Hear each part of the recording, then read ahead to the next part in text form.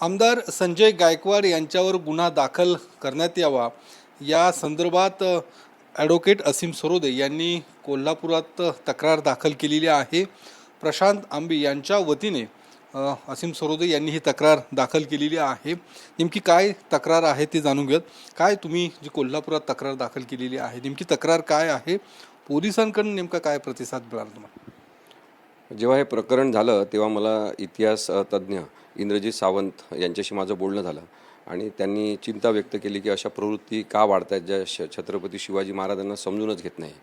त्यानंतर ज्येष्ठ सामाजिक कार्यकर्ते उदय नारकर सर यांच्याशी बोलणं झालं आणि तिथले गिरीश फोंडे म्हणून मोठे कार्यकर्ते आहेत, शिक्षक आहेत, त्यांच्याशी बोलणं झालं आणि त्याच वेळेस प्रशांत कांबीशी सुद्धा बोलणं झालं आणि त्यांनी तक्रार ऑलरेडी एक लिहिलेली होती, ती त्यांनी मला पाठवली। त्याच्यामध्ये बऱ्याचशा सुधारणा करून कायद्याच्या दृष्टीने एक चांगली तक्रार होईल असे सगळे बदल करून त्याला मी दिली आणि संध्याकाळी त्यांनी ती काल दाखल केलेली आहे। आता दाखल केल्यानंतर पोलिसांनी त्यांना सांगितलं की आम्ही विधी अधिकाऱ्यांचा सल्ला घेऊ आणि त्यानंतर ही तक्रार जी आहे ती दाखल करून घेण्यात येईल, म्हणजे गुन्हा नोंदवण्यात येईल। आता तक्रार दाखल केलेली आहे। आता याच्यामध्ये मुख्यतः हे आहे की छत्रपती शिवाजी महाराजांचा आदर करतो असं तोंडी म्हणणारे लोक, केवळ जे भावनिक आहेत ते लोक, जे शिवाजी महाराजांच्या प्रतिमा म्हणजे शिवाजी महाराज असं समजतात, त्यांना छत्रपतींचे विचार कळलेले नाही असं माझं स्पष्ट मत आहे। आणि आमदार हे आपले संजय गायकवाड हे त्यापैकीच एक आहेत की ज्यांना छत्रपतींचे विचार मुळीच कळलेले नाही।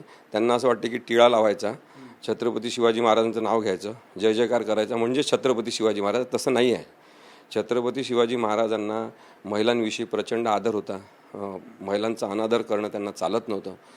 राज्यामध्ये सुशासन असलं पाहिजे, म्हणजे सगळ्यांचा आदर करणारं प्रशासन पाहिजे अशी छत्रपतींची धारणा होती, ती त्यांना कळतच नाही। आणि त्यामुळे ज्या पद्धतीने प्रशांत कांबी यांना फोन केला त्यांनी रात्री 12:30 वाजताच्या दरम्यान आणि अत्यंत वाईट शिवीगाळ केली, अश्लील भाषा वापरली, आई बहिणी बायको यांच्याबद्दल त्यांच्या अत्यंत घाण भाषा त्यांनी वापरली, जी महाराष्ट्राची संस्कृती नाही, महाराष्ट्राचा धर्म नाही।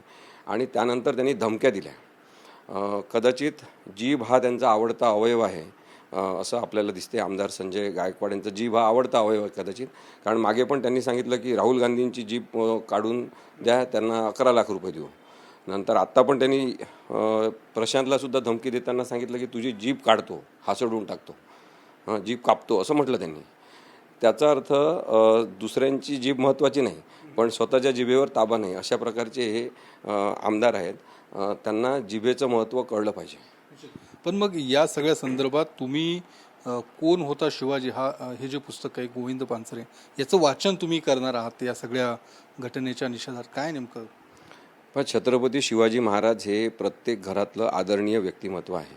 इतक्या वर्षांनी सुद्धा प्रेरणा देणारं व्यक्तिमत्व म्हणून त्यांच्याकडे आपण बघतो आणि ते महाराष्ट्रातल्या लोकांच्या हृदयातच आहेत। त्याच्यामुळे महाराष्ट्र धर्म जेव्हा आपण म्हणतो, जो तुकारामांनी सांगितला होता, जो छत्रपती शिवाजी महाराजांनी अंमलात आणला होता, तो धर्म जो आहे तो सहिष्णुतेवर आधारित आहे आणि तो धर्म आपुलकी शिकवणारा, प्रेम शिकवणारा आहे। राज्यांची महत्त्वाकांक्षा हा दुसरा दुय्यम विषय आहे। ते धर्म पाळणारे पण धर्मद्वेष्टे नसलेले असे राजे होते आणि त्यामुळे त्यांची माहिती लोकांपर्यंत पोचली पाहिजे या अत्यंत व्यापक दृष्टिकोनातून, जसं आपण आपल्या आईला एकेरीत म्हणतो, आपल्या भावाशी एकेरीत बोलतो, ती एक आपुलकी आणि प्रेमाची भावना असते। त्याच भावनेने छत्रपती शिवाजी महाराजांकडे पाहून शिवाजी कोण होता असं टायटल त्यांनी त्याच्यात दिलं आणि शिवाजीला समजून घ्या माणूस म्हणून, अशा अर्थाने ते पुस्तक गोविंद पानसरे सरांनी लिहिलं होतं। तर तो दृष्टिकोन जो आहे तोच लोकांमध्ये आज विसरून जातो आहे का काय असं वाटते। त्यामुळे मग शिवाजी कोण होता या पुस्तकाचं जाहीर वाचन बुलढाणा या कोण आपले ते संजय गायकवाड आमदार यांच्या मतदारसंघात आम्ही घ्यायचं ठरवलेलं आहे। लवकरच त्याची तारीख ठरेल आणि आम्ही कोणालाही त्रास होणार नाही, ट्रॅफिकला बाधा होणार नाही, अडचण कोणालाही होणार नाही, अशा एखाद्या ग्राउंडमध्ये याचं वाचन करू। ज्यांना यायचं आहे ते तिथे वाचनाच्या कार्यक्रमामध्ये सहभागी होऊ शकतात। लोकशाही पद्धतीने अभिव्यक्ती स्वातंत्र्याचा चांगला वापर म्हणून पुस्तक वाचन असं कार्यक्रम ठेवला आहे। जसं संजय गायकवाड यांनी अभिव्यक्ती स्वातंत्र्याचा गैरवापर केला शिवीगाळ करून, रात्री फोन करून, दुसऱ्याची प्रायव्हसी डिस्टर्ब करून आणि त्याच्यामध्ये त्यांनी छत्रपती शिवाजी महाराजांचाही अपमान केला.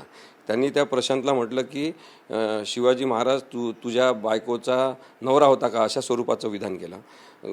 कॉम्रेड गोविंद पानसरे यांचासुद्धा त्यांनी अपमान केला आणि धमकी दिली मारून टाकण्याची. तशी अभिव्यक्ती ही चुकीची आहे. चांगली अभिव्यक्ती काय असू शकते, तर ती एक सामूहिक वाचन असू शकते. त्यामुळे शिवाजी कोण होता याचा लवकरच सामूहिक वाचनाचा कार्यक्रम आम्ही करू. महाराष्ट्रात पण अनेक ठिकाणी कार्यक्रम होतील. दुसरा एक महत्त्वाचा मुद्दा, काही दिवसांपूर्वी भाजपने मुंबईत जो मोर्चा काढला होता त्यावेळी एका महिलेने ज्या पद्धतीने या सगळ्या घटनेवर रोष व्यक्त केला होता, याच महिलेविरोधात आता सदावर्ते यांची जी मुलगी आहे झैन सदावर्ते यांनी एका पोलीस स्टेशनमध्ये तक्रार त्या महिलेच्या विरोधात दिलेली आहे आणि गुन्हा दाखल करण्याची मागणी देखील त्या झैन सदावर्ते यांच्याकडून करण्यात आली. त्यांच्याबद्दल काय बोलायचं आता, सदावर्ते कुटुंबीय हे सगळं कायद्याच्या क्षेत्रात आहे आणि त्यांच्या दृष्टीने कायद्याचा उल्लेख करून ते काहीतरी कामकाज करत असतात.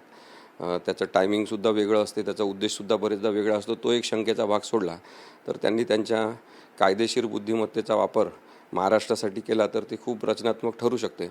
आता ज्या स्त्री तिथे इंग्लिशमध्ये आरडाओरडा करत होत्या त्या मिसेस गरेवाल म्हणून आहेत आणि त्या अरुण जेटलींची ती पुतणी आहे. भाजपची अरुण जेटली ज्या त्यांची ती पुतणी असं आता रिव्हील झालेलं आहे. त्यामुळे भाजपची अवस्था आपलेच दात आपलेच ओठ अशा स्वरूपाची आहे. त्यामुळे आता सदावर्ते कुटुंबाला किती सोडायचं समोर आणि किती आवरायचं याच्यावर आता भाजपच निर्णय घेईल, कारण की त्या त्यांच्याच परिवाराशी संबंधित असलेल्या व्यक्ती आहे आणि त्या इंग्लिश बोलणाऱ्या व्यक्ती आहे. म्हणजे एक परत महाराष्ट्राच्या समोर आलं की इंग्रजीमध्ये कोणी आरडाओरडा केला आणि कोणी बोललं यांना तर ते पळून जातात. हे गिरीश महाजनांच्या कृतीवरून दिसलं.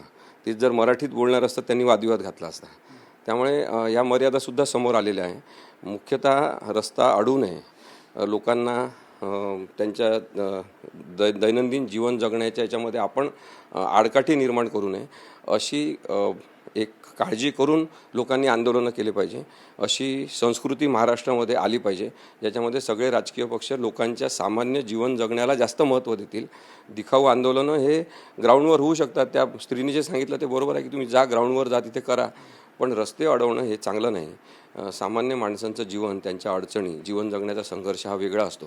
एक आई टावं फोडत होती, आपल्या मुलाला शाळेत घेऊन जाऊ शकत नाही किंवा परत घ्यायला जायचं आहे तर पोचू शकत नाही. त्या मुलाची काय अवस्था झाली असेल, म्हणजे मुलगा त्या ट्रॉमामध्ये गेला असेल की माझी आई 1 तास झाला तरी का आली नाही शाळा सुटल्यावर, काय काय घडामोडी घडल्या असतील आपण विचार करा. त्यामुळे मला वाटते की त्या स्त्रीचं ओरडणं हे एक आई म्हणूनचं दुःख समजून घेतलं पाहिजे सगळ्यांनी, सगळ्या राजकीय पक्षांनी, असं वाटतं मला. धन्यवाद. कॅमेरामन सुशांत राऊतसह मी योगेश बोरसे, TV9 मराठी, पुणे.